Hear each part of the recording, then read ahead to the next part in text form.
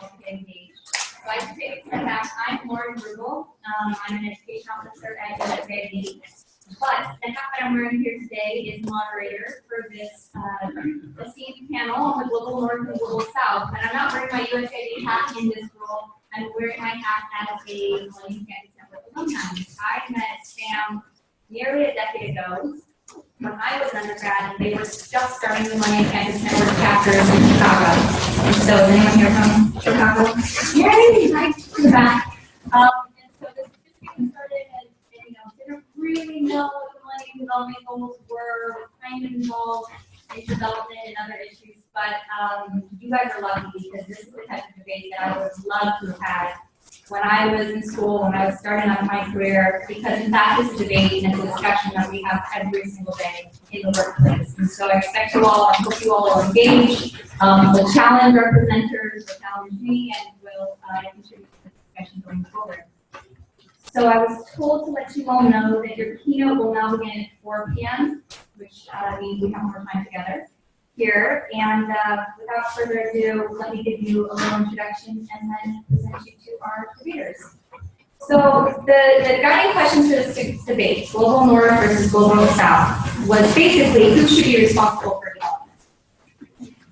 And that's a really fundamental question. And so the Global North is historically been the funder, but it's also historically been the colonizer and been responsible for wealth, but also responsible for how the wealth is distributed. And so there are obviously biases and histories that come with that. The Global South has historically been thought of as not having the resources or capacity or sometimes knowledge to be able to implement their own development. So now, are we at a point where they can lead its own development and actually set the vision for doing so? I don't know about you guys, but for me it's helpful to take a step back and think about what does the term Global North and Global South actually mean.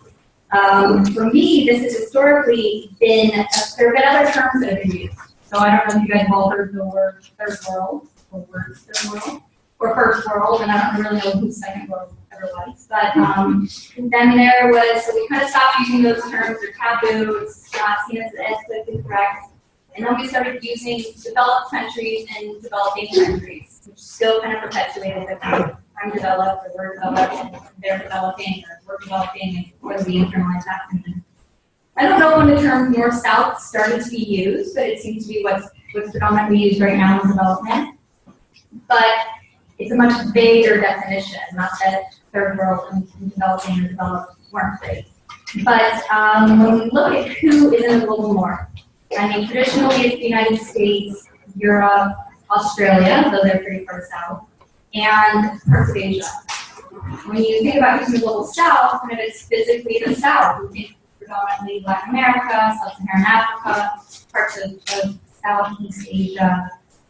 But that's not a hard and fixed definition, right? I mean, we've got the Middle East, we've got emerging donors, we've got parts of Latin America and parts of Asia. I mean, what about China? What about Japan? So I hope our debaters will challenge this notion of not only who leads development, but how we use this term Global North and South. Are we just perpetuating what we thought of before as developing and develop, or can we kind of claim these terms to mean, I guess, physically where we are, but really help us understand better?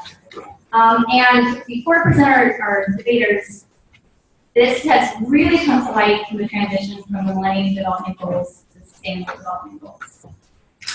I learned during the process of developing the Sustainable Development Goals, which as you guys know were launched last year, how opaque the process was of setting the Millennium Development Goals. The Millennium Development Goals, hearsay is, that were set by a bunch of white men in probably a windowless room at the UN. So sitting around the table thinking, what are the greatest development needs of the day? Here are 8 of them, check, let's go and do it. I mean, there was obviously more that was put into that, but kind of at a very basic level, that's how I heard it described. The Sustainable Development Goals, the process of setting them, as far as I was involved, started as early as 2012. So 3 years before the Millennium Development Goals ended, there was this conscious effort to actually do development right, where the people who are most affected by the global goals that we set are involved in setting the agenda itself. So there was a very, very large global consultation process. There was a high-level panel of the United Nations, which had people from every country, leaders from every country involved. There was the My World survey. Did anyone hear about that or take that? Okay, so the My World survey was this global survey that was done online, but that was also done offline. So people would go out to the community and do the survey. And it had a list of, I encourage you all to Google it because it's really, it's done really well graphically, and it asks people what is your main priority. They ask them based on their gender, age range, they took all that information down, and which country they came from. And the results were really interesting. I don't know if it's something, I mean, from my own field, it was interesting because everyone said a good education was their main priority, which I think we all can understand sitting where we are today. But also kind of what would have been said if it weren't done by the people themselves. So now we're at the point where we're talking more about the ownership and implementation of the Sustainable Development Goals. I mean, they're universal goals. So the same goal that applies to Haiti applies to the United States, right? Both countries have an obligation to meet development goals. But how are we going to go about implementing that? And will the same aid trends that we've seen in the past do that? So that's what we will be discussing here today. There's lots of examples which we can get into more of how things are being implemented already. But until then, let me present our presenters to you. We've got a very distinguished panel. I'll introduce the folks from the Global South first, and then from the Global North. So from the Global South, I'll start with Mary Apollo. Mary has 5 years of experience in the nonprofit sector, focused on gender and women's issues, peace and conflict resolution, media engagement, human rights, and civil rights. She earned her bachelor's degree in psychology and mass communication from the University of Khartoum, South Sudan, and she's an Atlas Corps Fellow from South Sudan with the Results Foundation here in DC. She works for the Niles as a journalist, where she collects and writes news articles for publication, and she's engaged with women's activists by offering civics trainings, encouraging women to participate in public life, and advocating for women's rights. Previously, Mary worked as an assistant project coordinator for Justice Africa Sudan, and she collected data for a collaborative research project entitled Identity and Citizenship in Sudan, conducted in 2011 by Khartoum University, University of Oxford, and NYU, New York University. Mary is also from the world's newest country, so we can discuss that as well. Our other panelist from the Global South, which is a strong female-led coalition, is Elizabeth Makumbi. Elizabeth is a leadership and advocacy for women in Africa fellow with the Women's Law and Public Policy Program. She received her master's in law from Georgetown this very May, so congratulations, Elizabeth. And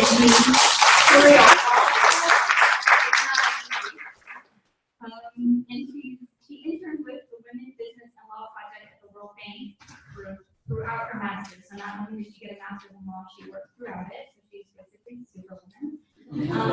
Before attending Georgetown, Elizabeth was at the Center for Human Rights, which is throughout Sub-Saharan Africa, where she collaborated with the Commonwealth Secretariat to arrange the dialogue on eradicating child marriage that took place in Nairobi.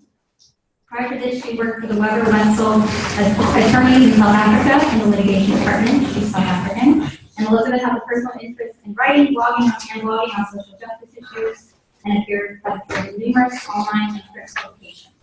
So that's our Global South team. Should we give them a round of applause?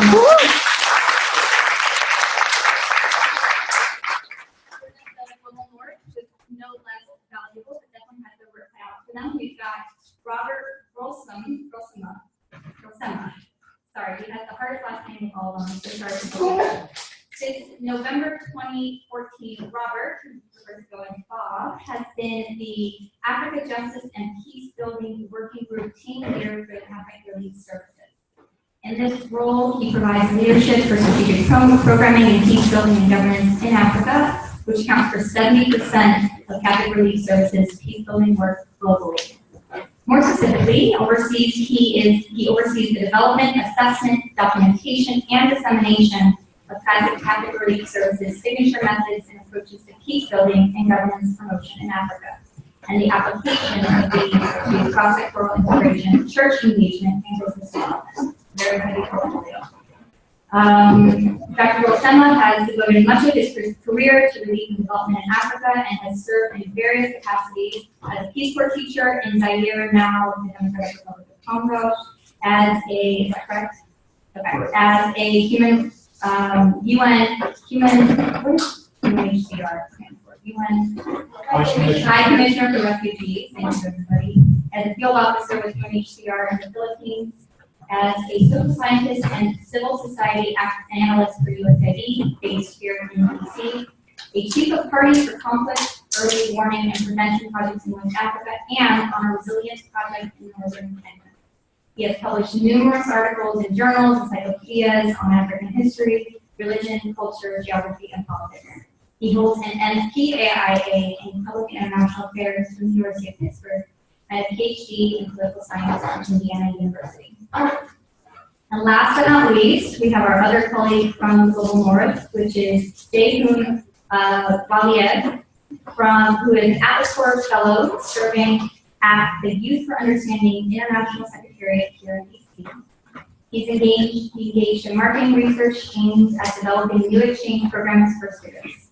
Prior to that, he was a junior researcher in the Center for National and International Studies, a think tank based in Baku, Azerbaijan, where he conducted research on human rights, democracy, energy, security in the former Soviet countries and the US, foreign policy as part of various projects funded by EU institutions, and the National Endowment for Democracy. His areas of interest are youth development, human rights, state building, foreign policy, conflict resolution, political economy of natural resources in post-Soviet countries. His past work experiences ranges from working as a broadcast member, a manager in a multi-sport event to academic researcher, and he has published policy papers on subjects of human rights, such as human rights, democracy, and energy. He received his bachelor's in international relations and is now enrolled in an MA in global political economy at Castle University in Germany. Jehun is also in a non-degree exchange program for African and academic year as a BA student at James Madison University in the United States. So let's give them a warm welcome.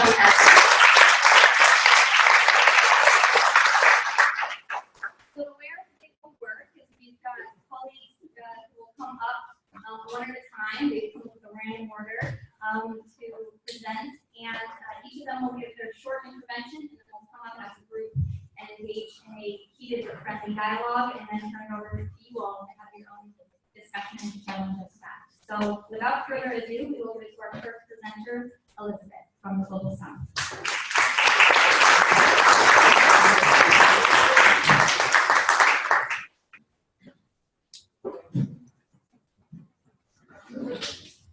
Good afternoon, everyone, and thank you so much for joining us today. I'm going to get straight into it and say that when we fail to educate ourselves about the major issues of the day, when we choose not to make our voices and opinions heard, that's when democracy breaks down. That's when power is abused. That's when the most extreme voices in our society fill the void that we leave, because none of us are there. None of us are there to speak up and stop them. In his 2010 University of Michigan commencement speech, President Barack Obama expressed his vision for an equitable and prosperous nation, one in which all participating individuals play an active role in shaping their nations. His message lends credence to my argument in favor of the Global South leading development initiatives. Only by engaging all constituents of the Global South can we identify and actualize effective development solutions. The Global North continually has failed to identify the challenges facing the developing nations, has failed to hear their voices, has failed to prioritize their nation's economic, social, and political needs over their own powerful self-interest. So by the end of my speech, I hope to convince you that the Global South is not only better positioned than the Global North to identify and implement development solutions, but that the Global South can be the effective champion of global development. So the Global North will try to persuade you that they are better positioned to lead global development initiatives because they have more wealth and experience, driving development agendas. But despite these apparent advantages, the Global North's repeated failures can be summed up in 3 words: structural adjustment programs. So in the 1980s and 90s, when developing nations, particularly in sub-Saharan Africa, were experiencing economic crises, political leaders in the Global South humbly requested international financial institutes in the global north to provide suggestions on how to accelerate their economic growth. These discussions resulted in standardized set of recommendations for how to strengthen the global south economies. Unfortunately, by operating under the assumption that a set of fiscally conservative principles would yield successful economic policies across the nations, these policies instead failed to adequately address the unique cultural, social, and political context underlying each economy. This one-size-fits-all model insisted that the governments cut back on basic socio-economic rights, such as funding for housing, healthcare, and education, in order to readjust their economies. The conditions attached to the structural adjustment programs were stringent and mandatory, often stifling the debate between the political parties and leaving little to no room for the global south to contribute their voice. In Zambia, for instance, the structural adjustment programs led to the removal of subsidies on food staples, the widespread retrenchment of workers, and unattainable cost of social services and goods. Not only did these interventions worsen augmented socioeconomic issues in Zambia, but across most global south nations, they also caused widespread environmental devastation. So, for instance, the programs drastically increased extractive industry activities, such as logging and mining, which led to deforestation, pollution, as well as a reduction and derogation of land. Taken as a whole, the failure of the structural adjustment programs personifies the inability of the global north to be effective. So the global south also has unique political, legal, and societal advantages that enable them to effectively lead global development. For policies and laws to be properly implemented, there must be strong leadership, national ownership, and citizen engagement, as well as coherent approach to policymaking. But most importantly, they must be accountability and transparency. These qualities contribute towards economic growth and good governance. But historically and currently, the global north has imposed its political will on nations in the global south in a paternalistic and condescending way. For instance, and as you all probably know, colonialism is a great example of this, and has proven to be an extremely ineffective development strategy for everyone involved. Alternatively, when the global south is provided opportunities to lead their own development, their national ownership will bolster their political will and incentives to remedy their social economic issues. Secondly, when we consider the term development, it's usually associated with ideas of poverty and how to end it. So to eliminate poverty in the global south, political leaders in countries have to address certain critical factors, such as reducing unemployment, access to basic infrastructure and services, food security, and sustainable use of natural resources. An action plan on how to improve these interconnected factors would require the help of civil society organizations and the people of the global south to truly be able to extrapolate the issues and draft effective strategies that will be implemented by governments. Although an expert from the global north could provide supplemental assistance, they would not be able to intimately understand the issues without the knowledge and experience of leaders and civil society representatives from the global south. Thirdly, many global south countries, including in Africa and South Asia, are referred to as young continents. In Africa, for example, 40% of the working population is between the ages of 15 to 24, whereas in Europe, it is approximately less than 18% of the populations are actually between 18 and 24. So despite the young people forming such a significant part of the population in the global south, they have not had the opportunity to showcase their novel, innovative ideas and talents. The opportunity for the global south leading means that they'll finally have the chance to express their newfound solutions, be their own role models, and highlight the experiences that affect them personally on an everyday basis. This is not an exhaustive list, but one which can be expanded on. So in conclusion, the four main takeaways from our argument are that the global north leadership has only provided misguided policies, programs, and plans that have exacerbated the global south problems and have not provided effective solutions to the global development agenda. The global south brings political, legal, and societal will and experienced human capital necessary to champion successful development. Thirdly, to draft effective plans to combat poverty, the global south can bring its knowledge and experience to extrapolate the issues in a concise manner. And lastly, the global south can leverage their relatively large youth face demographics to drive the novel, innovative ideas for their own futures. The aspiration is that once the Global South is leading development, that the adverse misconceptions and stereotypes about the Global South are shattered. Instead, it will be replaced with understanding of the Global South's rich culture, vast range of different languages, and an appreciation of the diverse group of people from different backgrounds. The ultimate aspiration, however, is that we can eventually bridge the gap between the global North and South, and consequently uncover fundamental solutions to improving global development. Thank you.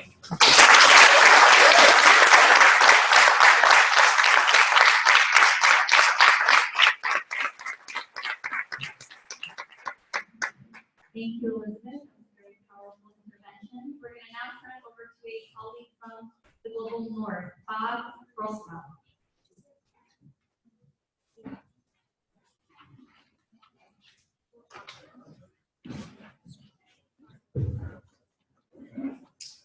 Thank you, Lauren. It was a wonderful introduction you gave me a moment ago. It sounded like something I had written at one point in my life, but when you get as old as I am, you can't remember what you did. It's nice to be reminded. This is my first time really to hear about the Millennium Campus Network and the wonderful work you're doing, so it's really a great honor to be part of this. And when they asked me would I like to be a member of to join in on a panel, Global North versus Global South, I thought, sure. I'll argue the perspective of the Global South. And they said to me, well, there's only one seat left on the panel, and that's for the Global North. So I said, well, okay, let me think about this for a moment. And then as I reflected on it and reflected on my bio, I thought, you know what? I have, except for one organization, an African NGO called DESO, I have always worked for Global North organizations. Ever since I was a Peace Corps volunteer in the late 1970s, and it was then Zaire, to my longest stint with any organization, that was USAID, where I was based in Washington. I worked for 7.5 years for USAID as an advisor for democracy and governance. So I was thinking, you know what? I should be able to argue this. Even if it goes slightly against my brain, let me see what arguments I can muster. So let me begin with just a little story here. Imagine yourself wanting to take just a little dip in a river, cool off on a hot day like this. And suddenly you discover that, ooh, you're out in the current, which proves to be a little stronger than you thought it was going to be. And you can swim, but you're thinking, I'm really not that strong of a swimmer to fight against this current, and you begin to panic. Now, there are two people standing on shore. They're both strong, young women, good looking, ready to help. And one of them has a canoe, a life buoy with a rope, and she says to you, I can swim. The other one is shouting encouraging words to you, don't give up, but has no tools, and also admits, well, I really can't swim. Now, which one are you going to reach out to? You're going to reach out to the one who has the tools and can help save you, right? Okay. Why do I tell you the story? Well, it's obvious. I'm just giving you an example of the undeniable advantages that the Global North has to lead development. It's not that the Global South isn't really, doesn't want to. In some cases, is able. But it's just that the advantages on the north side are so tremendous that it's not really even close to being comparable. Now let me back this up a little bit for you. As I considered this debate, I thought there are really two perspectives to bring to bear here. And I'm borrowing this from international relations theory. The first perspective is that of idealism. I'm going to call it idealism, based on values. The second perspective is from the perspective of realism, based on just the facts, the situation as it is. Let's talk a little bit first about the first argument, the first perspective, idealism. Now, we all know that the North has made many mistakes and has committed many egregious errors. And my esteemed colleague Elizabeth cited some of those. She cited the program of the 1980s to 1990s called structural adjustment. But that wasn't all bad, actually. There were some positive aspects of structural adjustment. But it wasn't a super great program. And it was replaced by others. Once the deficiencies were acknowledged and recognized, along came other programs such as PIVOT, the Heavily Indebted Poor Countries Initiative, and then there were several others after that. So it's not that the North can't make mistakes. The South, indeed, can make mistakes too. We're all human, and everybody will make mistakes. But the main point is when you make a mistake, what do you do afterwards? You try to correct it. And I think that some of the programs that followed structural adjustment certainly did. But what I wanted to say here about the idealism argument, it's based on values.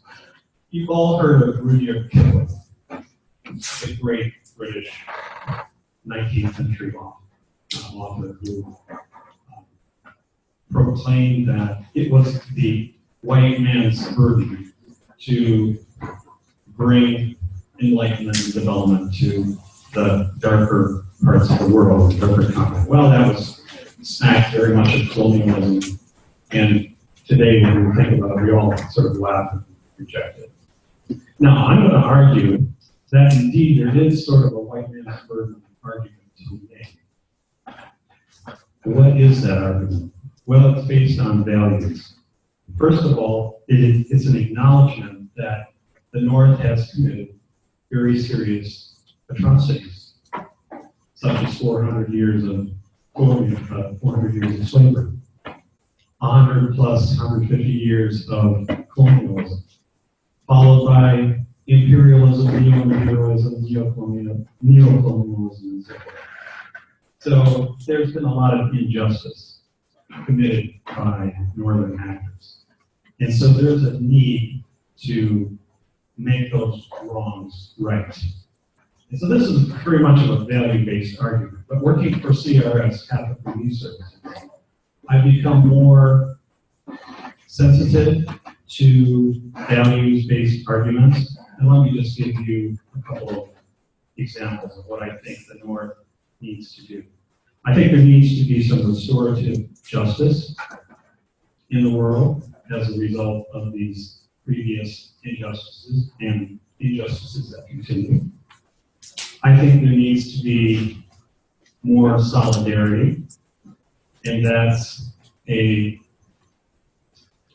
empathy, if you will, a feeling of empathy, of reaching out for those who have to those who have not, that we are all human beings, that we all have dignity, we all have rights and responsibilities. According to the U.S. Constitution and other constitutions around the world, we all are born or created equal, and so therefore should have equal opportunity and equal access to the wealth and prosperity that we find in the world. So that's the value in the sense of solidarity. So we have restorative justice, that's right relations, then we have solidarity. And then thirdly, we have the common good. We should all be striving to advance the common good. That's not just for me, but it's also for you. So if the North uses its resources and its wealth in such a way to donate foreign aid, then that is an attempt to envision the common good, a rising tide lifts all boats. If you're suffering but I'm doing very well, that's not sustainable. If I'm suffering and you're doing very well but you don't try to help me, that's just not a sustainable situation. In fact, it's a formula for conflict and violence. And a lot of the violence we see in the world is a result of that. Then there's a value called subsidiarity. And that is, I shouldn't be doing for you what you can do for yourself. You shouldn't do for me what I can do for myself. We should be playing a supportive and a role that puts our sisters and our brothers in a position where they can raise up themselves, they can improve themselves, and enhance their own lifestyle and well-being. So that's subsidiarity. So these are some of the values that are part of what I call the values-based approach, idealism. And so for these reasons, the North has a moral obligation. It's the moral imperative to lead and to correct past wrongs and injustices. How much time? 2 minutes, okay. So now the second argument, and this is based on what I call realism. And I have 4 or 5 points here. I'll go through them rather quickly. The first point is our technical capacity. The North clearly has a technical advantage vis-a-vis the South when it comes to development. And that began 300 or 400 years ago with the scientific revolution, has continued throughout the Industrial Revolution, and continues to this day with the tech revolution. All you need to do is look at Silicon Valley and see the types of technology that have come out of that part of the world, California, and have been diffused to all over the world. Then we have what I would call the management advantage. And this is based on Max Weber, the theory of public administration, or rational public administration, which has taken root throughout the North over decades, if not longer. And we see this in public policy, we see it in planning, policy design, implementation, public administration, public service, a sense of specialization, and a sense of service to the greater good, to the public, not a patrimonial or a neo-patrimonial view of the world where I'm here to benefit myself, my family, my tribe, or my ethnic group, or my region. And then thirdly, the North has a political advantage. We have, by virtue of history, over 200 years of experience with democracy and good governance, both in the United States, just to give that example, but also France is the French Revolution. Sometimes people ask, well, what benefit came out of the French Revolution aside from a lot of heads that were cut off? And when you think about it, you have the Napoleonic Code, which became a rule of law, a legal structure, not only for other European countries, but then for their former colonies around the world that they've adopted the Napoleonic Code. And then, fourthly, there's the question of resources. As we know, about 4/5 of the world's earned income occurs in the global North, and about 3/4 of the world's population is found in the global South. And so there's just a huge resource imbalance. And as we've learned, it's the wealthy who make the rules, whether we like this or not. Ever since corporations were founded, some 300 or 400 years ago, we know that the wealthy make the rules. And so it's just not realistic to think that the global south is going to make the rules that the global north would follow. And then finally, let me just wrap this up by saying, I think when you look at who should lead development, you really have to think about accountability. And the billions of dollars that are poured into developing countries and less developed countries into the global south from the global north, those dollars must be accountable to their contributors. You can't simply put the money, pour the money into the south without having accountability. Whether it's the bill from the Melinda Gates Foundation, whether it's from the U.S. government, the U.S. taxpayer, whether it's charitable giving to an international NGO such as CRS. And I would rather see, if I were the recipient of aid, I would rather see that it comes from a more objective, neutral, dispassionate source. If it comes from my own government, that's good, but we all know about elite capture. And it doesn't matter whether you're in the global north or the global south, the elites want to capture power, political, social, economic power. And we've all seen what happens when that power gets monopolized in countries of the global south. There is very little distribution, very little wealth that trickles down from the top echelons of very, very thin elites down to the impoverished masses. Thank you.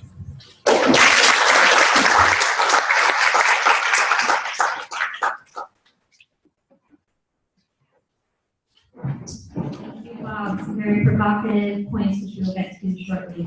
Our next presenter is from the Global South, Mary Apollo. Mary, the floor is yours.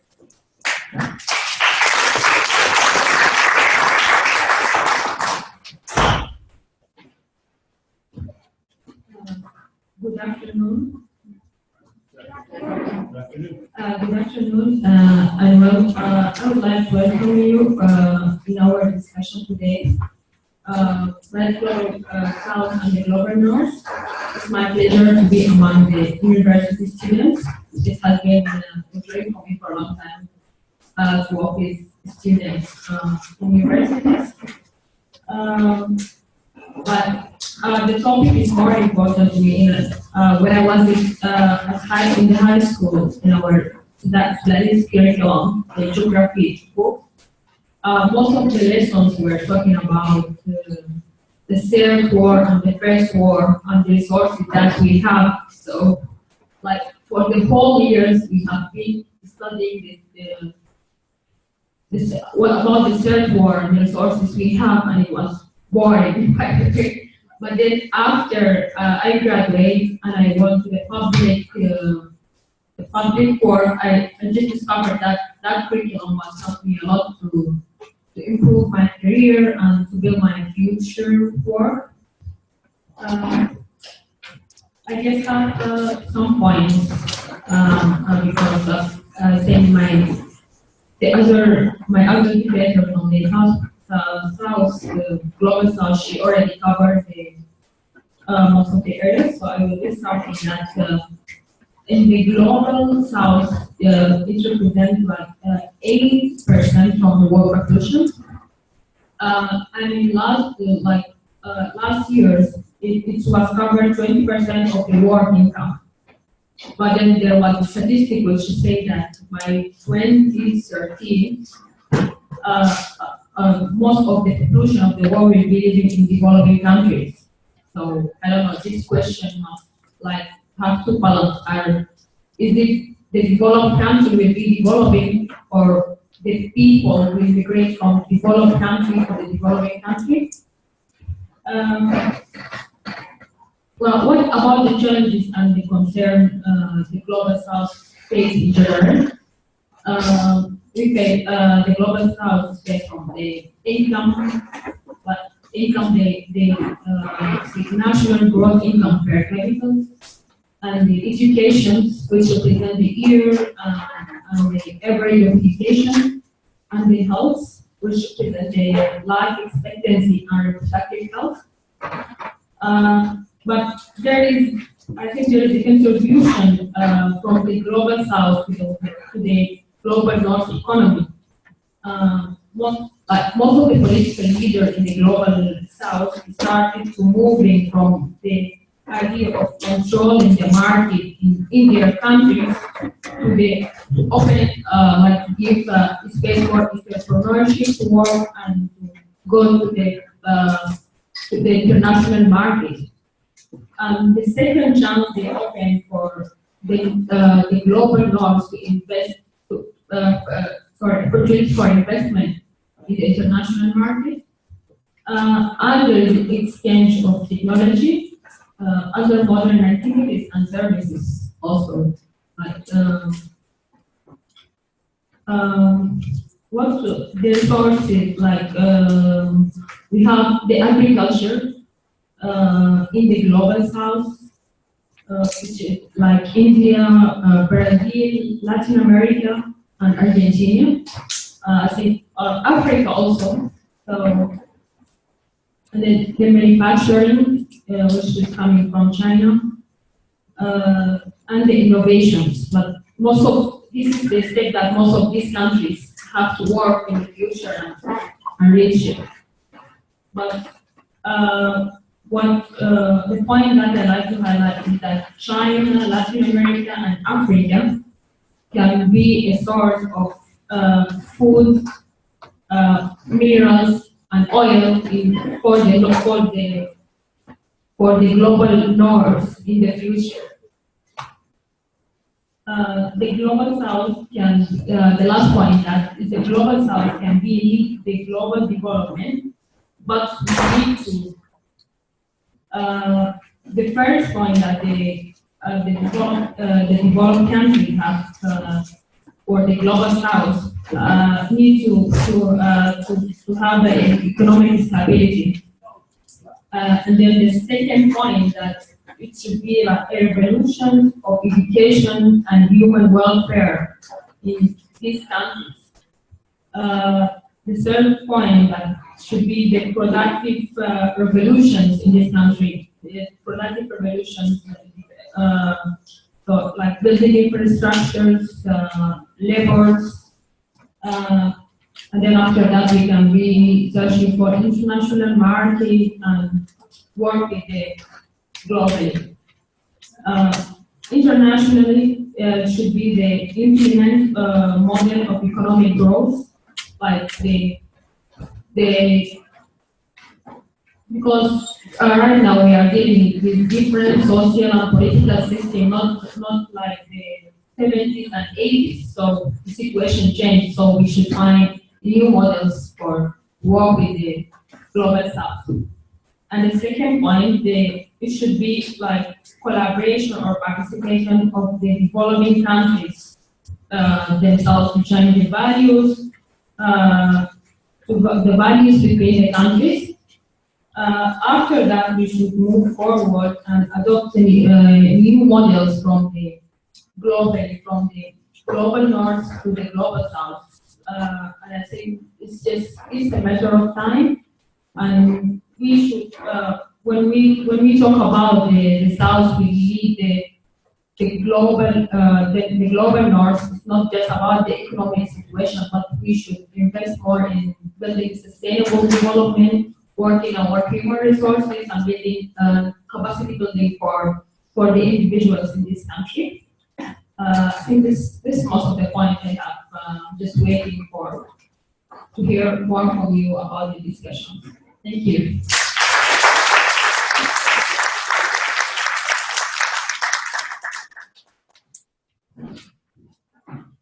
Thank you, Mary.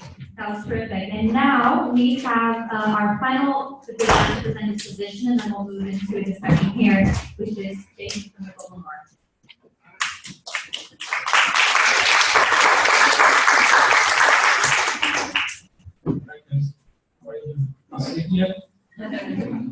Well, I promise I'm not going to keep it long. I'll try to do that short. I'm from Azerbaijan, and could you raise your hands if anybody knows where this country is? Where? Really? Just for those who don't know, it's part of the global south, and it is located between Russia and Iran, and it's kind of a sandwich. Edible with a lot of oil and natural gas. And so you can question me like why you are representing North. Like Bob actually, when I thought about it, I saw that my personal experience has been totally, or to a major part of it, been related to the organizations or institutions that have been based in North and have always received funding from the organization that have been established in North. And to add on that, I would like to talk about my personal experience, and my arguments are purely based on my personal experience that I've gone through in my educational and professional life. I was part of two educational exchange programs when I was a bachelor's and also studying master's in the States and in Germany respectively. And both of these programs have been funded by either U.S. government or German government or organizations such as Open Society Institutions. Some of them have heard. So this kind of organizations that have been funded or based in global North, they have money, they have resources, and they know how to manage these kind of things. And it's just an equivalent of what Bob said, that from the realistic point of view, they have the technology and they have the resources. And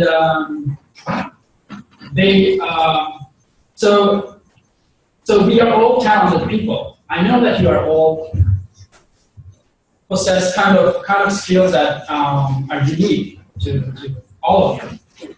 But being from Global South, we are having shortage of opportunities, and this lack of opportunities can be due to different reasons of inefficient governance of our governments, or lack of human capital, and etc. etc.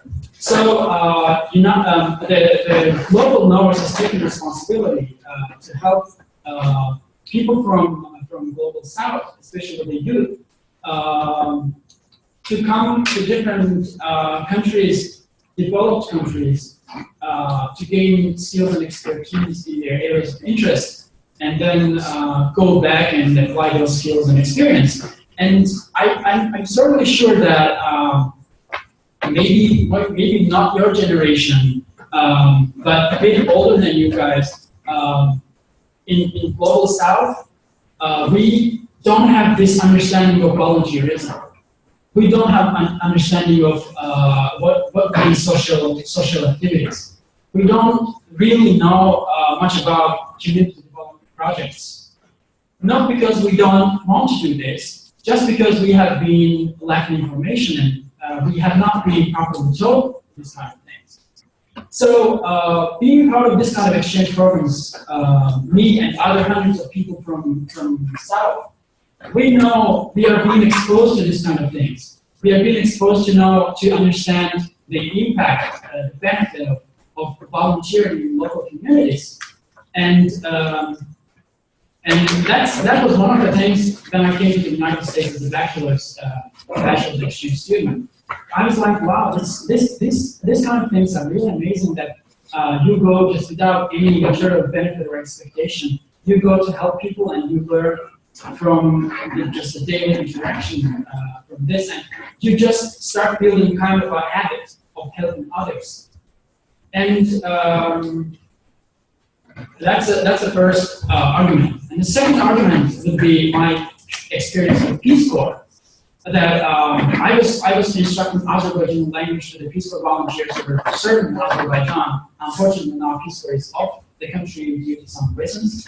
But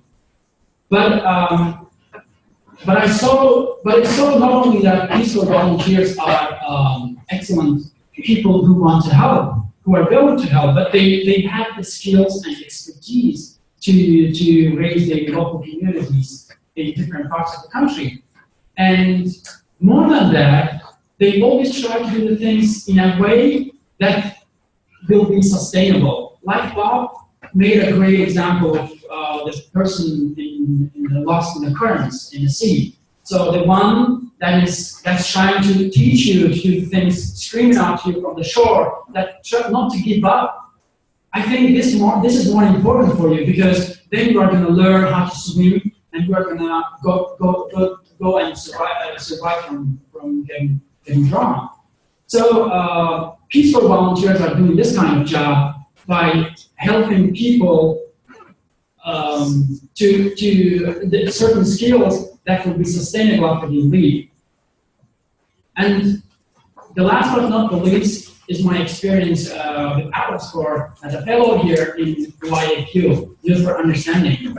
This is an organization that has been established in Global North, YAQ, and it started as a basic exchange program from two different developed world countries, Germany and the United States. But later on, it has expanded to include developing world countries. And right now, there are like different programs that bring students not only to the United States, but also encourages different kind of educational exchange programs within the global South. So, the students from Latin America can go study in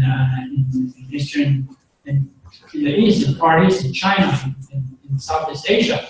So these kind of things, I am just part of this experience, and I've been exposed to the international exchange programs, and the last one is the Atlas Corps Fellowship. And this again, I'm kind of a sample of pure example of a person who's trying to use the opportunities that we have in the global North to take this knowledge and experience from the North and really go back to our local communities, that we can change something there. And believe me, guys, the change is not going to come like in a couple of days. It will take time, but the good thing is at least we understand it better than our past generations, like 20 or 30 years ago. Unfortunately, the governments in the global South is also has to be taken responsible for what's happening in the global South. So they keep it's a human character to blame others. You just reflect that on your mind, like just see, like whenever you fail, you try to blame others, like, or extraterritorial reasons, like because of something or because of somebody, it happened to me. I think that's what's happening right now with the global South, that they are trying to blame the underdevelopment or whatever is there, like poverty, the conflicts that has been all because of the colonialism, and right now it's because of the neoliberalism. But I'll just make the last point for you to reflect upon later, that United States was also a colony, Australia was also a colony, and if you look at the East Asian tigers like Taiwan and Singapore, they have also been exposed to this kind of exploitation. How did they develop? So that's it for me, and I just leave you with your own reflection upon it. If you have any questions, thank you.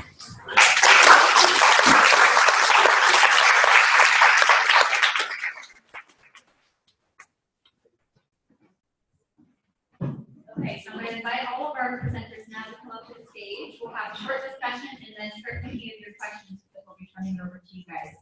So please come on up.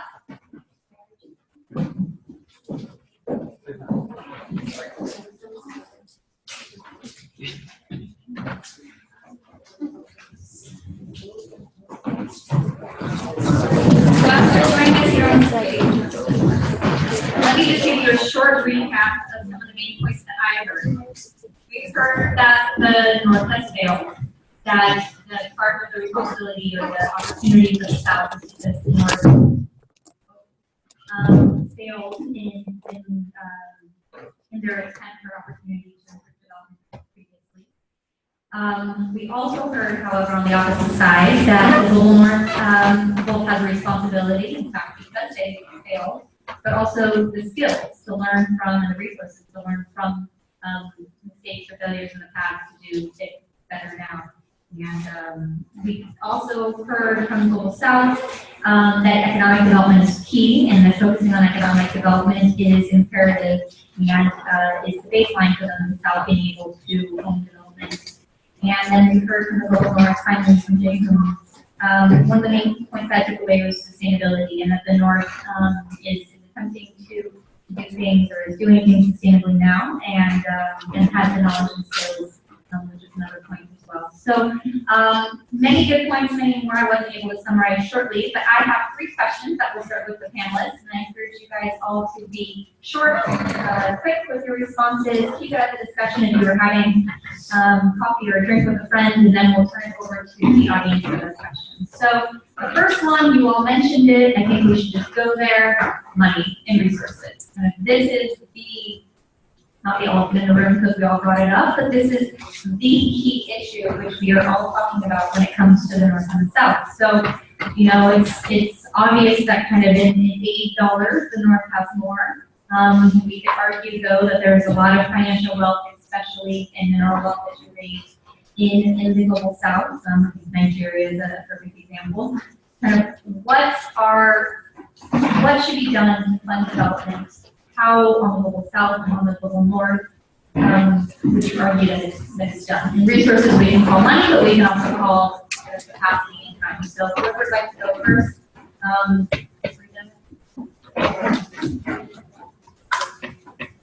Now I'll take one.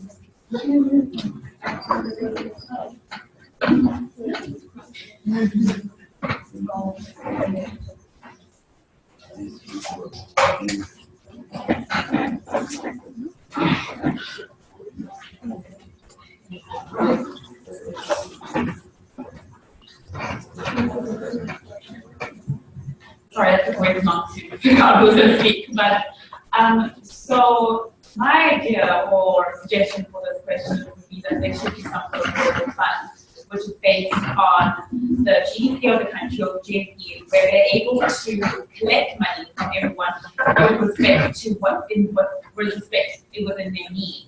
So, for example, although the US would contribute more financially, just South Africa would be able to also contribute, but in their needs, therefore they should equate to be equal. And this fund should be able to be used to, in terms of emergencies, in health cases, or for example, if there are some sort of development issues that the country would need immediately. So that way we would ensure that it's not the person who's paying the most that has the loudest voice, but instead that everyone's given equally, everyone is used equally, and we can start getting rid of this whole distinction between the two. Do you have a response to that? She's proposing that, and correct me if I understand you, that you're proposing that developing countries also put in money to the fund, Global South. Sure, I think the devil is in the details on how does that fund get managed? We've had global funds. Jeffrey Sachs from Columbia University was involved in establishing a global fund for the prevention of HIV/AIDS, TB, and malaria. Also helped set up the U.S. President's fund called PEPFAR to fight HIV/AIDS. There are numerous examples. But the question is, how does that get managed? I think our development experience with funds that are like basket funding, the Europeans like to put their money into a basket fund. I think the devil, as I said, is in the details, because unless that money is managed well, and unless the spenders of those funds are held accountable to contributors, be they individuals, taxpayers, foundations, then the results generally are not very good. And so I don't, in principle, have an objection to a global fund, but I think that it's a question of how does it get managed and what are the accountability mechanisms. Yeah, I personally think that just a continuation of what Bob said, that I wouldn't also mind to have the additional establishment of any additional funds, but look at the work of the IMF or World Bank. If we have these big organizations failing to do things that are still inefficient in some ways,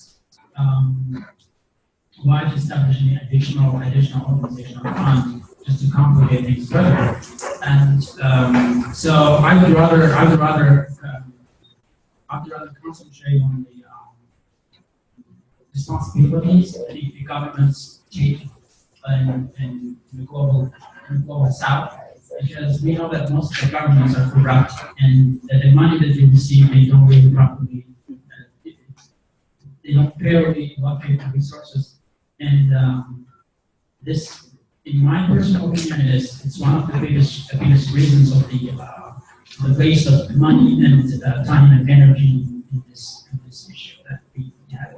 So that really doesn't sound to me a very good solid argument that we can establish that other organizations that we have it. I think we can take pictures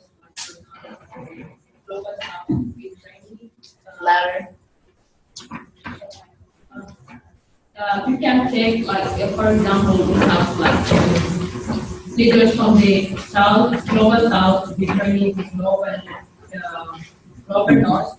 But from my personal experience, it depends on the government policy. Like they can force this. Like for example, in South Sudan, we have the Chinese are controlling our oil market.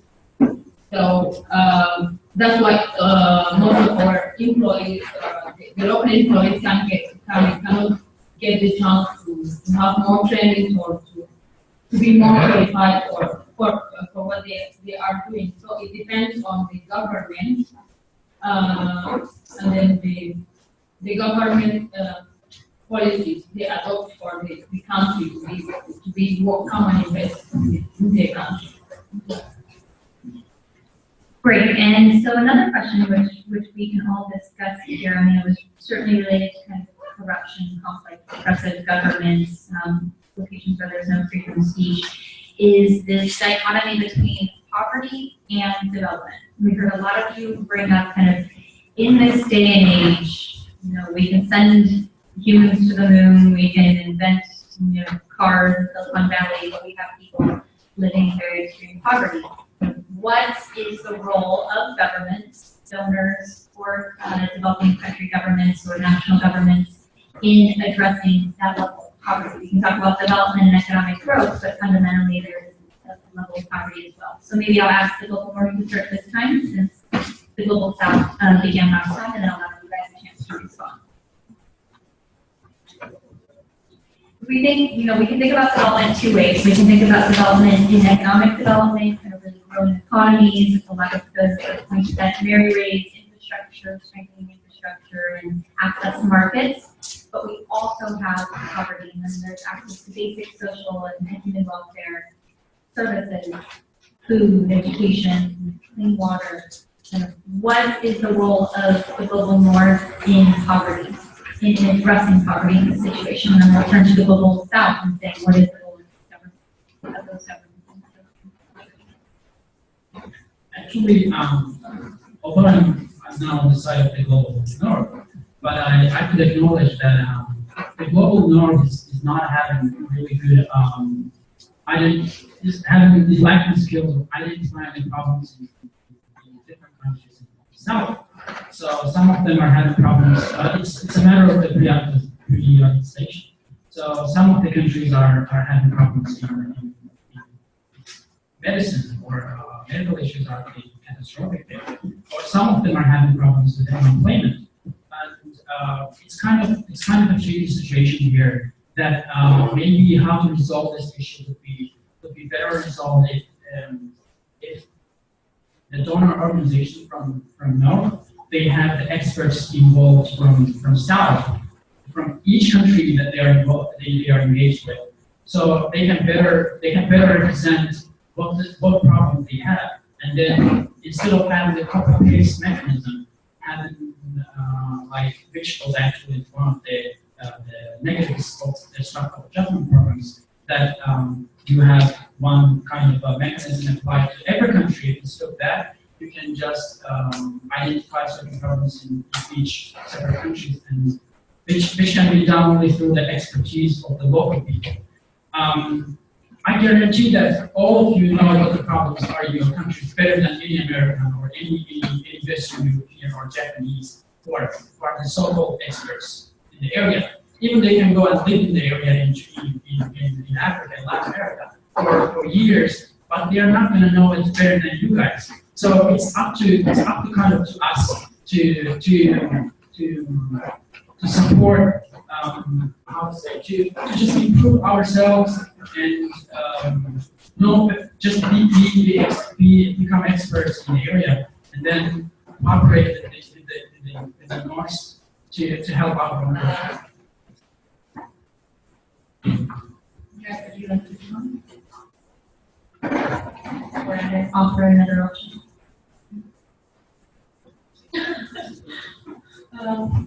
I think it depends, like the countries themselves have to define the problem they have. Like for example, most of the countries from the south, the government have the first say that we have to come and address the problems or the conflict they have, and then after that they should be working with the NGOs and the international NGOs, and then moving forward in the project they have. But I don't think, in my opinion, it is not achieving so far that much. It's still because they still have to invest in the human capacity, or maybe to have some local NGOs who are more relevant under the ground and understand the problem. But when I don't think the models are working. Like the problem that the global north, when they are having projects in the global south countries, we are trying to adopt their experience according to ours. Like for example, take the gender-based violence project. If you want to implement this project in South Sudan, we still have poverty, we still have cultural barriers. You need to work first, you need to work to address the poverty and to solve the poverty problem, and then to come and talk about your project or what you want to do. But I think it's still there is misunderstanding between the global north and the global south. That's why they fail. That's why the intervention, most of the interventions and addressing the problem fails. Yeah, thanks for that question about poverty reduction, because that's, I think, buzzword these days, especially the development goals. The goal being to cut extreme poverty in half by the time of the period. Let me just, I'll go back to the values-based idealism argument I made. I think that the North has a moral obligation, a moral imperative to make reparations to the Global South where it has hurt the Global South. And there's the value of solidarity, showing solidarity with the poor and vulnerable, those who are less well off than others. And then there's striving for the common good, because we all realize that the rising tide lifts all boats.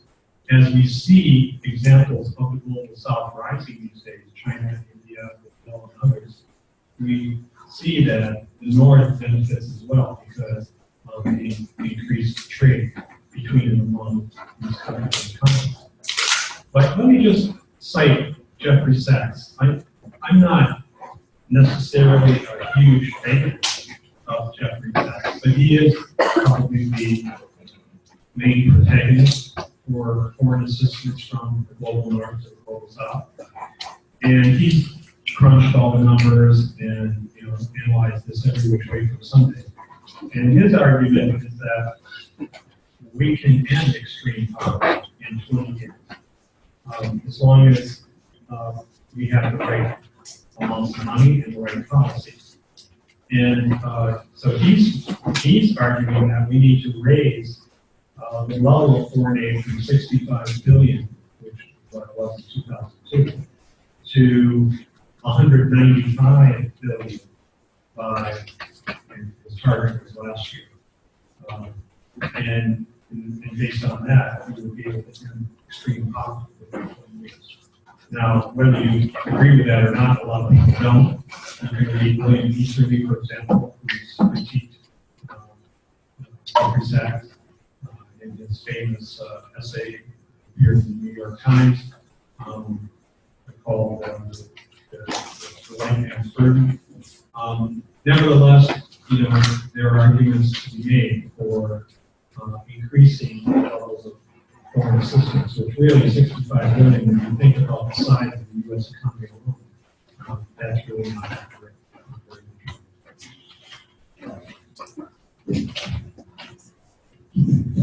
Okay, so thank you. I just wanted to respond to specifically your foreign aid plan. Although foreign aid in itself, and as definition, looks like something that could be helpful to global south and developing countries, usually, and through history, we've seen that actions have been unhelpful, in the sense that when you give foreign aid to a country, for example, a country in sub-Saharan Africa, you tell them how to implement it, tell them where it should be used, how it should be used, what they should go. Usually you take away the accountability and transparency of the aid, which means that the money is actually not going to be used to what you are told they can do, what to do with it. And because of that, we have seen that just giving money as opposed to teaching people what to do and teaching and being able to provide resources isn't actually a helpful alternative to what should be the plan. And the plan in itself should be looking at what the global south internally should be able to do. And that's looking at their own political systems, looking at their own policies, looking at their own plans, so that they can be in determining what they want to do and what money they need and how they want to use it. And I know you can make the example that, oh, these are corrupt governments, they know what to do with it. At the same time, that's what we're trying to build. That's what we're trying to go speak to the youth and be able to develop leaders who are more comfortable with what they can actually use money properly.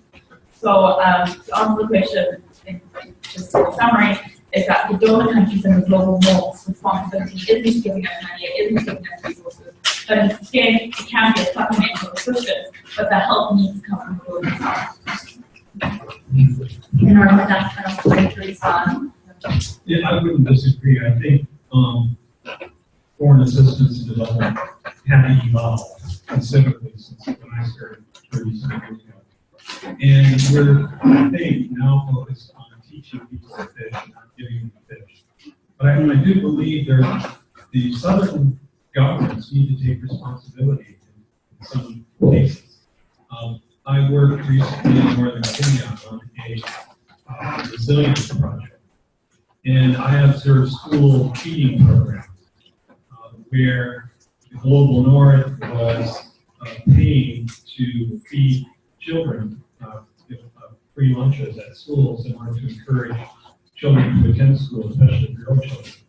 And it was a great program. But then I asked myself, hey, wait a minute.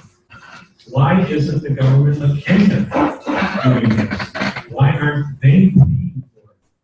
You have these fat cat parliamentarians in Kenya who are among the highest paid in the world. And you have such high levels of corruption, everybody knows it in Kenya. And yet, why should the global north have to come in and feed and pay for the lunches and feed their children at school so that they can go to school? It doesn't make any sense. Okay, so I think now we'll give this an opportunity to open it up to you all. So we're going to give you 5 minutes to discuss with a partner next to you, preferably someone you haven't met yet, but it's not easy to move around. So maybe turn behind you as opposed to your neighbor if you can. And then after you guys discuss it, you'll discuss the things we've talked about.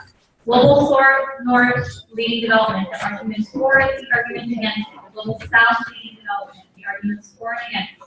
We're going to ask you in 10 minutes, we're going to actually open the floor up for questions. And you're welcome in that period to give a readout of what you discussed, but also to ask questions to our panelists here. So, turn your neighbor, introduce yourself, and feel free to chat for 10 minutes. Of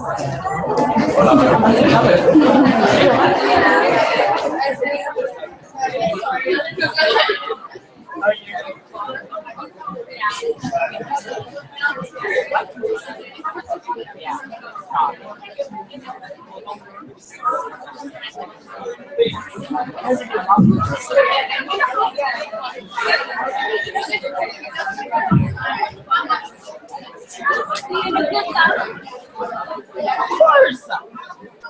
Yes. Yeah. We know why you are fighting.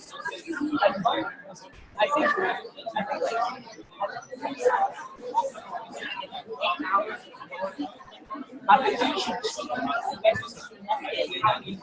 like if I'm trying to repair my relationship, it's not about my own terms saying I'm going to repair this friendship and you're going to forgive me because I'm going to give you this money to help you do it. No, like I'm giving you this money, let us deserve, let me understand where you come from.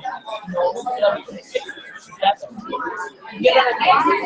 And just to end on this note, saying, this week,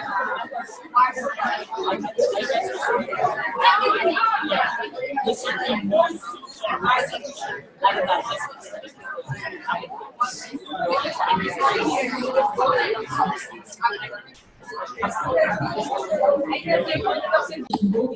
Most likely it's about how to be able to meet it.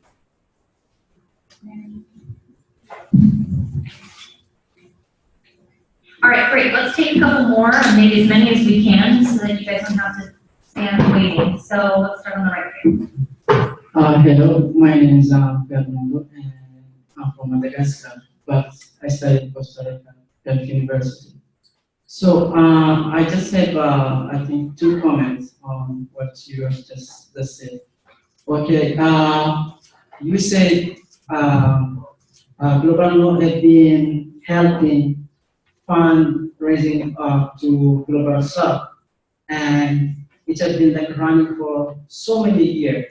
But my question is, how is it like this fund went to the Global South? Let's take an example. Okay, there is so many like international organizations funding go to Haiti, but why is Haiti up to now still not raising up? And where this money is going?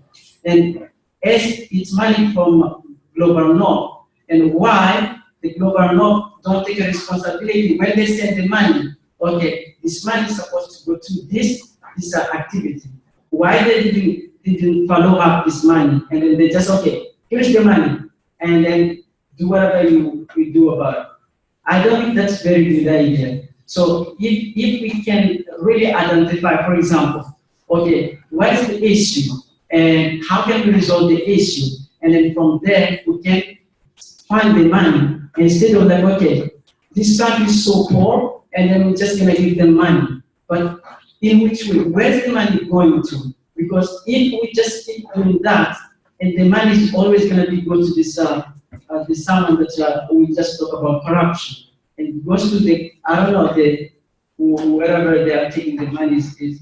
So, but I think we need to go deeper in understanding what is the root cause of this poverty, and how can we resolve that root cause, and then from there we can really like we can find it. And then one thing is, I think you just said it.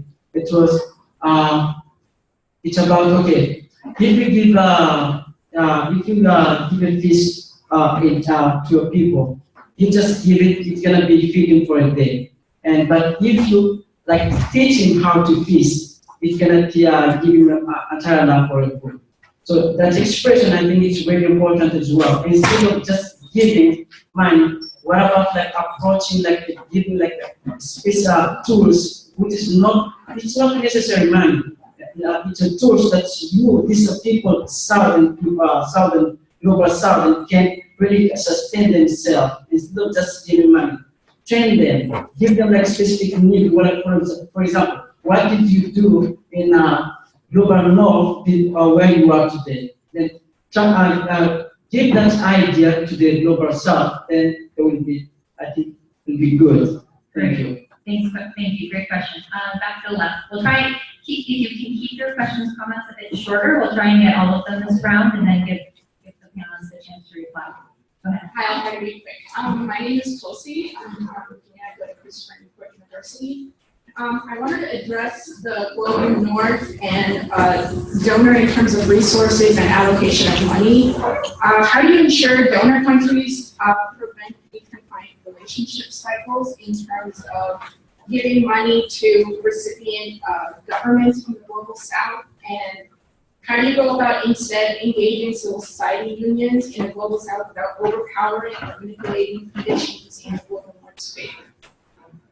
Great, thank you. Hi, my name is Allegra. I'm a senior political science student at Howard University here. Hearing some of the comments that were made, I also have a question and a bit of commentary.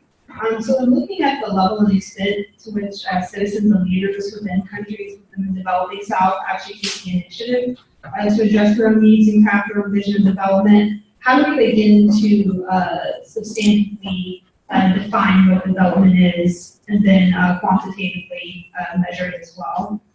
So I was thinking that perhaps the issue may sometimes not be exactly who should lead development, but we should ask ourselves to what extent can the global north and the global south collaborate in terms of achieving the SDGs and fostering inclusiveness. So of course we discussed how the global north can benefit many times in terms of encouraging leadership, fostering leaders within the global south countries, lending resources, forming working committees, operating in the role perhaps of a mentor, bringing in subject matter experts, supporting lots of institutions of learning, and teaching communities self-reliance. But I wanted to express how I agree with you, Elizabeth. Yes, I agree with Elizabeth. And the fact that it will be up to the global south to take the initiative, basically to collect all of this knowledge that they may get from the West, to identify what is most crucial to their needs and tailor the successful trends that are utilized in the North to fit the specific needs of their countries. So perhaps in addressing who should take the primary responsibility for global development, I think that ultimately it rests with the global South. Business people oftentimes have created businesses that spark industry and generate jobs. Teachers will have to provide the education, but students need to be economically productive and politically effective. African nursing docs, well, people within the developing South, the healthcare experts will have to raise the quality of healthcare. Governments will have to make changes to reduce corruption and combat those things within their government. And then ultimately, it will be up to the citizens of the global South to create the popular pressure that the governments need. So, great. Thank you for your intervention. Let's go to the other side. Hi, my name is Gabby Marshall. I'm a political science major from Shaw University. I'm going to kind of refer between Mr. Robert and Ms. Elizabeth. Mr. Robert, you talked about there is no date to start about not making mistakes. Well, the date is actually today. We have to take responsibility for the fact that poverty wasn't an accident. It's actually just being a stats target. Well, that probably wasn't an accident. Militants and civilians coming in and taking these minerals and forced laborers, all the reasons why the global South is in this position. We also have to re-educate the global North on the global South and the improvements that we've made when Namibia just gained their independence in 1990. They made their progress, even though they're at a 60% literacy rate. We have here in America, where we're supposed to be the greatest country, we're still having 32 million adults that cannot read in a country that's supposed to be the greatest country in the world. So my question is, how can we re-educate the global North actually on the progress that we've made and actually get these answers that everyone is looking for from citizens who are experiencing these development issues that we can work on, and take responsibility for not wanting the perspective or the perception of the greater good, but actually the greater title. So let's try to actually focus on the greater good and not having the greater title of we are the best nation in the world. So that's my question. Great, thank you. I should clarify for Paul's states, my left, that I don't think you said that we haven't started on the date not with the states, but it was rather the date on when to decide and when we're not learning anymore, but you can correct me later if I'm wrong. Okay, to the right here. Hello, my name is Wally. I go to Boston University. Bob, you talked about the well-documented debate between Easterly and Sachs, and of course, Dunby Samoy was another contributor in that debate, and she said, or she cited the issue of government-to-government aid as the one of her famous points of criticism. You yourself actually just discussed, as you were waiting in line, about in recent changes to the Global North's aid, there are increased focus on increasing capacity of civil society organizations as an alternative to just direct government-to-government aid. So actually this question is for Mary and Elizabeth, based on what Bob discusses, a lot of the more recent changes in how the Global North is approaching aid. Do you see a lot of these newer changes as possible solutions to a lot of the issues you cited earlier? And does that give an adequate platform to a lot of the innovative minds in the Global South who don't otherwise have those resources? Great, thank you. All right. Give a man fish, feed him for a day, teach him how to fish, feed him for a lifetime, and then dump oil in the ocean so that they come right back to you. My name is Africa. I am from South Africa, the University of Pretoria. And I just have 3 points. Firstly, an observation. The Global North is represented by suit and tie men, and the Global South is represented by black women. I would like to understand, was this intentional in the selection of the panel, saying that this was not any of our doing, and I don't think intentional by the Millennium Campus Network either. So, certainly thought-provoking, but yes. And say just 2 things I want to touch on. Firstly, there's a level of hypocrisy within the Global North that, for example, Russia is pumping arms within war zone Africa in order to advocate for democracy. And then the same Global North comes back and says, oh no, these states are too militant. But then what did you expect when you told them that the only way to rule is through force? Right? That's the first thing. And secondly, the Global North always advises the Global South to open up their trade channels and that to trade openly with the Global North. But then on the same level, that is a form of dominance politics. Because what happened in South Africa was that China and South Africa have trade relations with one another. But then when the Dalai Lama from the Taliban wanted to come into South Africa, because China has some tension with the Taliban, China was like, no, you can't allow you to have access to the country, otherwise we will take our trade and we will go away. So it's that kind of dominance politics that makes it virtually impossible for the Global South to advance their own markets. And then there's a problem of dumping by the Global North within the Global South. How do you expect then that the Global South in its own industries and its own domestic capacity to supersede the Global North when all you do is dump your products here, and then on top of that, enforce restrictions on trade that disallow us to import, but only to disallow us to export rather, but only to import your products into Africa. Thank you.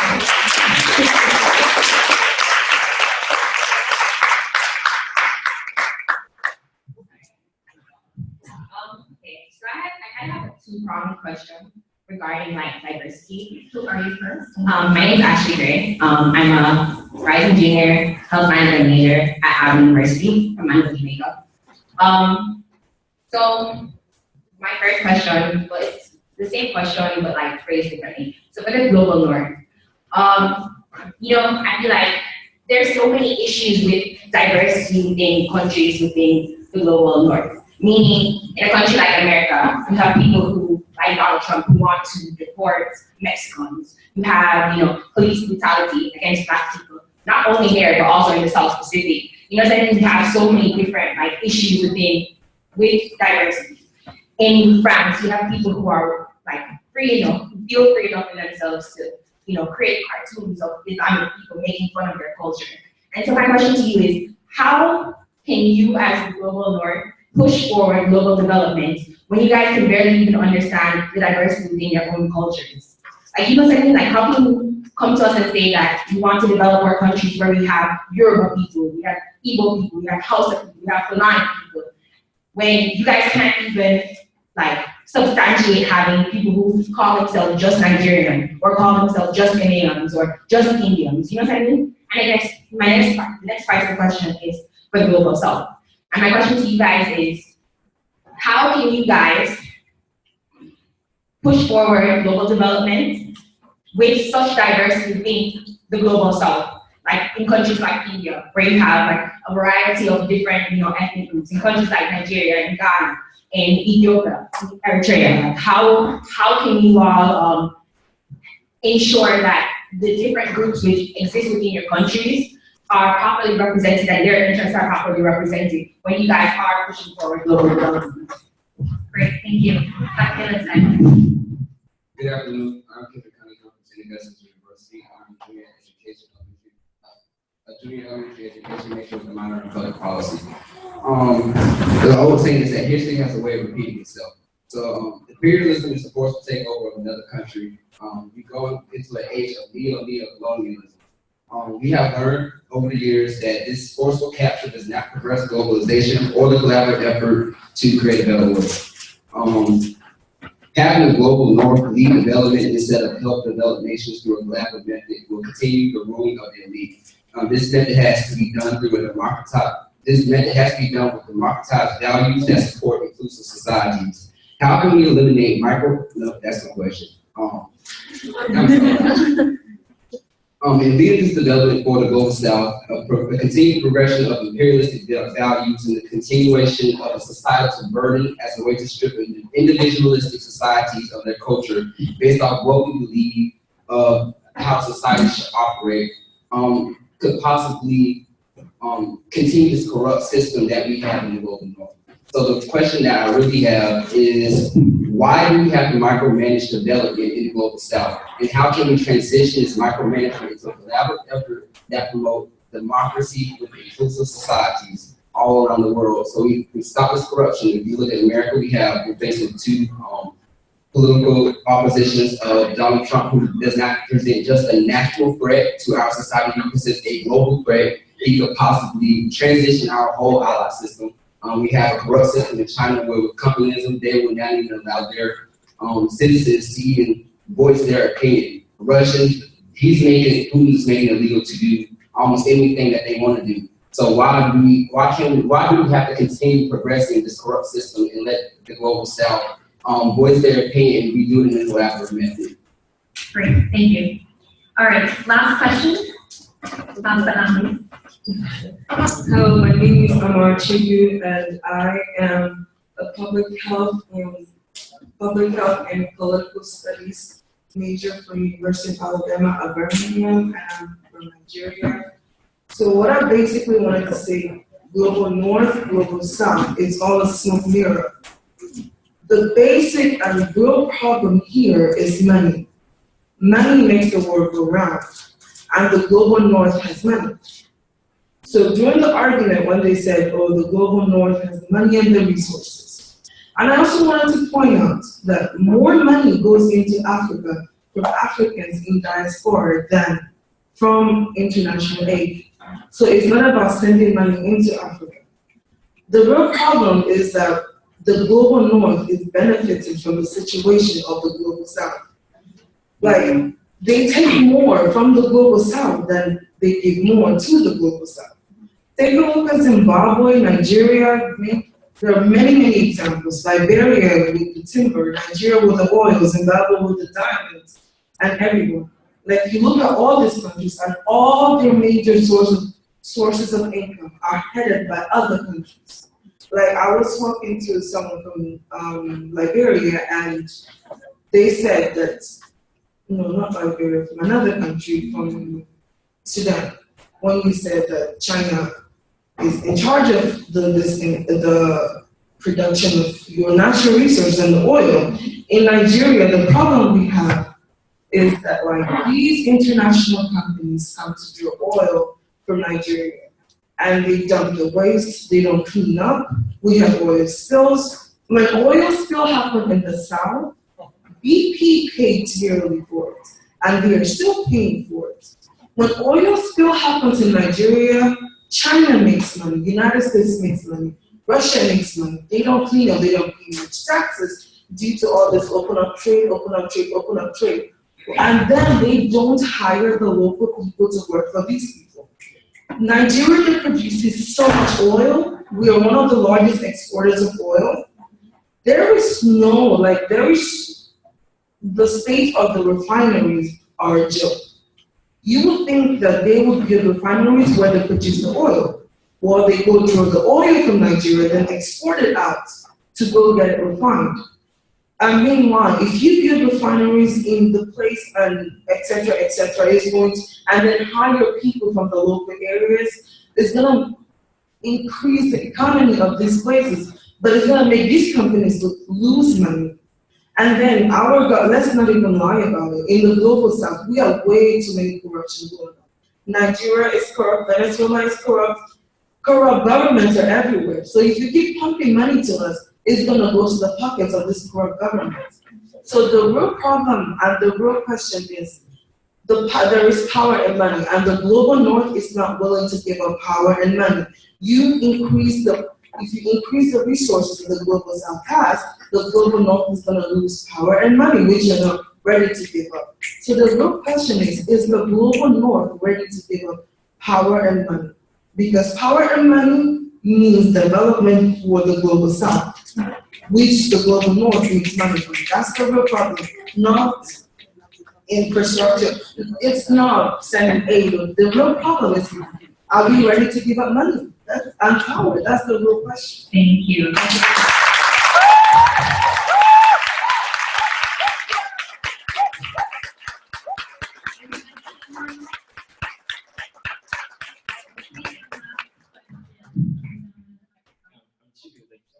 West Africa, Liberia, open sector management county, University in Cardiff, county, technology, entrepreneurship, and tech. West Africa, a low function in Northwest Coast. We just turned 169 on July 26. Now, I have a simple question right now. My question here is how can the global north stop the political domination over the global south? I need that question to be answered, and I'll give you how.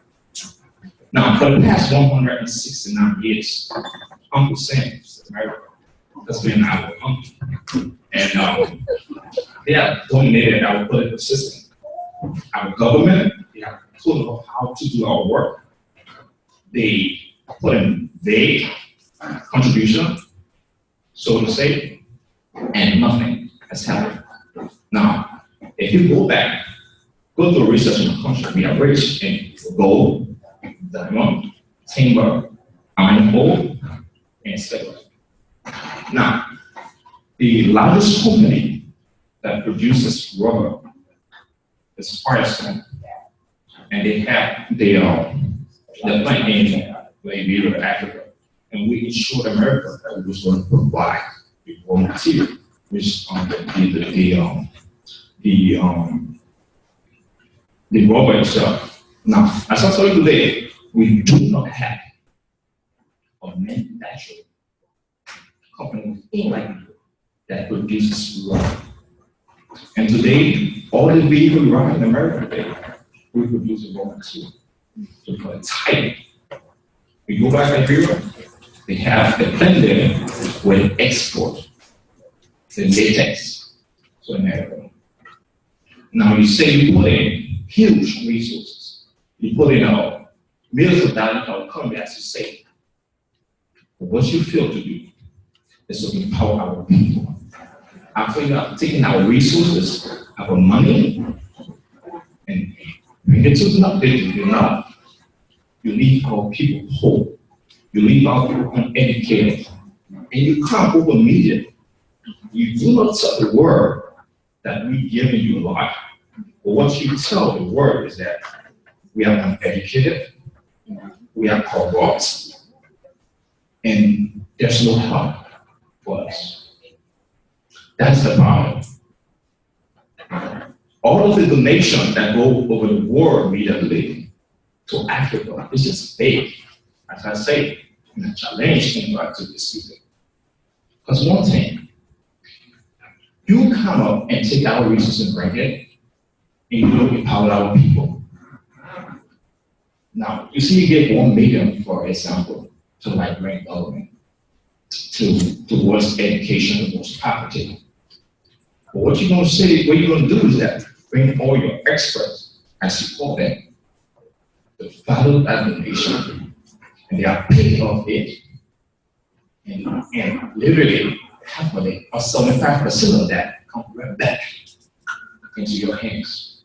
And leave our people to suffer. And you tell the world who give the people X amount of money, billions of dollars, and they did nothing with it. They have trusted their own wealthy, and we cannot put money in that. That's unfair, right? Very unfair to us. We are rich people and smartest people in the world today. Challenge. They have Africa. One word you say. We're gonna have to ask you to wrap up only because I want to give. I'm wrapping up right now. I'm wrapping up right now. They say we are very good at paper, but when it comes to implementation, we are not good. But you do these things.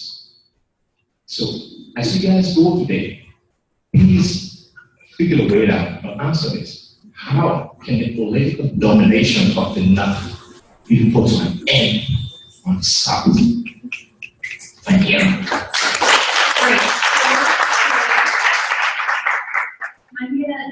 I'm gonna apologize on behalf of the panelists because we will not have a chance to reply to all of these. We are running a little bit over time, but I'd like to get you guys out in time for a break before the next speech, the keynote. So we'll start with Jay Coons. I'll give you a heads up, and we will have you guys each go through and give your closing remarks, and if possible, in that process, respond to some of the questions that you heard. But try and keep it fairly short, 2-3 minutes, and then we will hang around afterwards if you guys like to continue the conversation. So can I ask you to begin the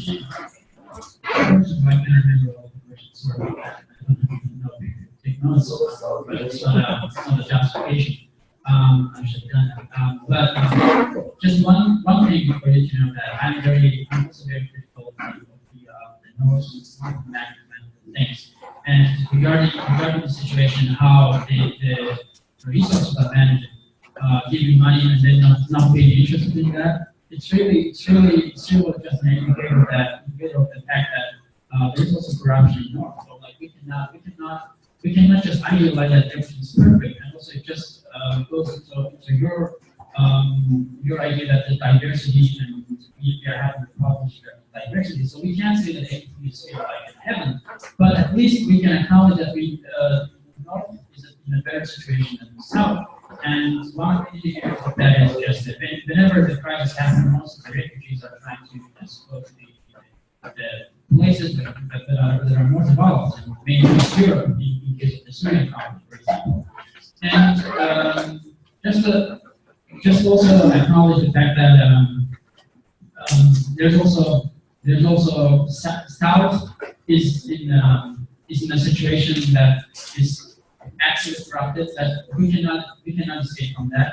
But in case of just blaming everything on even now, saying that North is doing everything and money is the major thing. Yes, I agree with that. But that the North is doing things that work only for the interests of the North is kind of not true for me, because I think there's an understanding of the democratic peace theory that if the other countries are democratic, then all the countries in the world are going to tend less conflict. So that's why maybe North it would be really interested in having democratic countries in the South. So we can't really say that just one-sidedly that everything or whatever North is doing by giving the money is just for the benefit of the wealthy in North. So I don't kind of agree with that. And just for you to understand that, you know, we cannot achieve anything when we look at these kind of things by blaming each other. It's just my concluding remarks that we are not here, or we are not here just to bring up arguments like who's better, who's worse. We are just here to find a way, like what happened. Even if you look at the history, then you are not going to come to the right conclusion, because in the history you can blame each other. So that's why I would say, like, we better look at the present situation and to find a way to cooperate rather than compete with each other, and just to understand what the comparative advantages of the sides are, and then move from that. Thank you. All right, Elizabeth, your chance to give a closing remark. So I'm going to keep this quite brief. Firstly, everyone in the room is quite inspired. This was amazing. I'm more blown away than you think I am. It's crazy. So thank you so much for your great questions. I'm not taking specific questions, but kind of give up the broad conclusions that at the end of the day, my conclusion at the end of my speech was that we need to start looking at the misconceptions and stereotypes that are associated with the global south. And this also brings down our self-esteem and what we're able to do in the future. The fact that people do think that the people from the global south are corrupt, that we don't have educational background to be able to lead, that we don't have the resources, are things that need to be dispelled. And the only way we can do that is if we are given this opportunity to talk at platforms like this, for example. I also just think that it's time for the media to also start playing a role in this. Because when you go to South, go to any African country, the first news channel you see is CNN, Fox News, Sky News.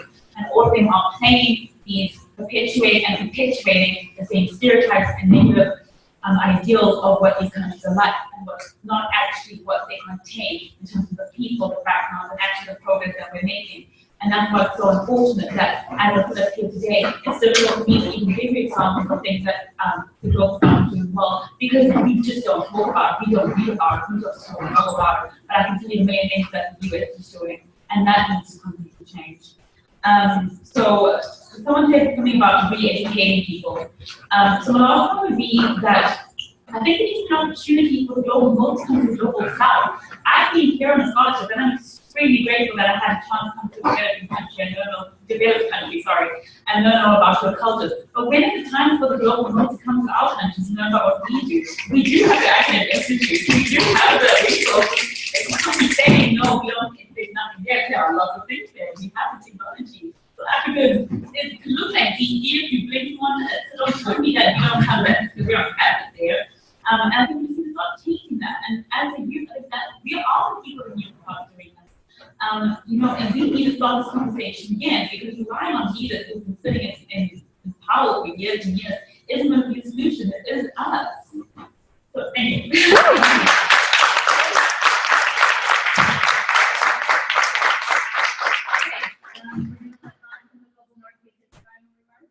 There were 10 questions in that batch, and I won't be able to do justice to Sarah. But I'd like to focus on the comments about hypocrisy, arrogance, history repeating itself, corrupt systems in place, smoke and mirrors, is the global north ready to give up power and land, how to end domination.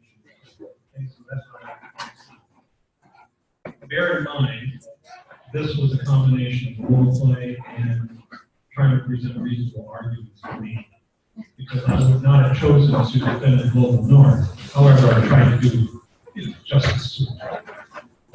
Let me just say, I think the question about how to end domination is good. The question about is the global north ready to give up power and money? No. I think the answer is quite simple and obvious and direct. And I go back to a point I made in my presentation about who makes the rules. It's the wealthy and the powerful, right? And you want, people being what they are, who they are, greedy by nature, we never have enough. And that doesn't make us happy necessarily, because you can go to societies where people have very little, but they are no less happy than people living in societies with everything. So that's not it. But A famous British politician once said, power corrupts and absolute power corrupts absolutely, right? Absolute power corrupts and, power corrupts and absolute power corrupts absolutely. So, what do we do about this? I think we need to put more emphasis in our development approach on the social sector. People need to have, they need to be able to feed themselves, and they need to eat nutritious. Without that, performance is diminished, and productivity goes way down. People need education. The Global South, or certain countries in the Global South, are maybe running in place, but if you're running in place, you're falling behind. So unless your population is being educated and getting quality education, how are you going to catch up with other countries and societies where you have highly educated populations? So the social sector, that needs to be, we need investments there, and we need improvements there. Now, economic growth, many of the societies we're talking about in the Global South just don't have jobs. We think, in this country, we think that 10% unemployment is horrendous. Like, that's a catastrophe. And it is. When we had the Great Depression, I think, in the 1930s, I think unemployment was at something like 15 or 20% or something. Don't quote me on that, but you might not think, well, that's very high, but it was a catastrophe for the United States. Well, look at most developing countries. Youth are about 70 to 90% unemployed. The vast majority of the population is underemployed. They don't have high quality jobs. People are barely able to earn enough to scrape by, let alone make investments in their education, their children's education, and for good health. So that has got to change. If that doesn't change, then you won't see much development for growth. And then finally, accountability and good governance. I don't think we can put enough emphasis on these two things. Why? Because if you don't have the ability to check your government, if you don't have institutions of checks and balances in society, there will be no way to put the lid, keep the lid on corruption, on management. It not only will it be there, but it will grow. And so this whole business about, the system repeat itself, well, I don't know if it repeats itself, but that you can count on that, you can know that there will be very high levels of corruption.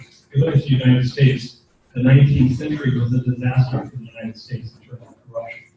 It was only because we developed institutions with checks and balances, and giving those institutions power to control greed and corruption, that we were able to attain the level of development that we did. So I'm a very strong proponent of strong institutional development, checks and balances, and accountability. So let me just summarize. Social sector investments, gotta have. You gotta have basic nutrition, enough food, education, and health. Then you've gotta have jobs. You've gotta have an economy that's growing and that is somewhat equitable in its distribution. It can't all be just for the top 5% of the And I noticed in Africa that the middle class in many countries is growing. It's hugely different than it was 30 years ago. But it's still small, relatively small. And there's a lot of room to expand, and it needs to expand. And then political development, that's just getting started in many countries of the Global South. There's a lot of work to be done there. And unless you're going to get the kind of good governance and strong institutions that more developed countries enjoy, then you can expect that there will be a lot of corruption. You can expect that there will be a lot of wealth concentrated in very few hands. And these people are not going to be willing to give up power and money, not even in Nigeria, as you did, I think you noticed. Thank you. And Mary, final word for you. about there was a question about how we define development. Development is just not about the economic growth, but it depends investing in human capacity, building capacity, and then after that we can have like qualified leaders in the global south. How can you educate the governors? I think that has to start from the local leaders themselves, and then like we have program of exchange, but I can get through a program of exchange, come to the US and learning about the culture and the work, the system work. So that would be great if this exchange just continues in the future. About the new changes, will come, but then just need time and work. We need to have invest in our local leaders and then work in the economic growth, and then after that we can talk about the changes of the global. The diversity, I think also the programs of the exchange, and then, like we should have more. We should be more dependent on the media, like programs for Voices from Africa, Focus in Africa. This program is concentrating about how to serve the economic in the global north. So if we should just have other different programs.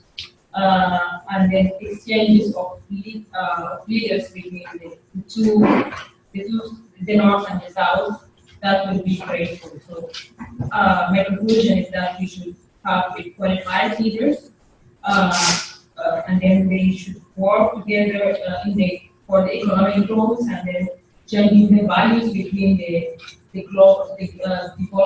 developing country itself, and then after that we can be in the global development.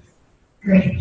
So I want to thank you guys all for your time, passion, attention here today. I mean, I think as your moderator in this situation, I try not to give positions on either side, but I will say from my experience, and I've been working in education for the last 10 years, but most specifically I mean participation. And what does that mean? Like, how do we include young people in the countries where I've worked and the countries where we're working to be part of the process of improving their own education system? And one thing that I've always noticed in this process is it's hard for us to invite somebody to sit at the table if they don't have access to all information. So as you know, in DC in particular, we talk in acronyms, right? Everything is an acronym here. And if you can't even understand the language, if we try to include people meaningfully, but they don't have access to speak the same language, then it's very hard for that partnership and collaboration to happen. So one theme that I did hear throughout are lots of positions, lots of pointed questions, which are exactly the questions we want to be asking and having. But also I heard a lot of questions about partnership and collaboration and learning from each other.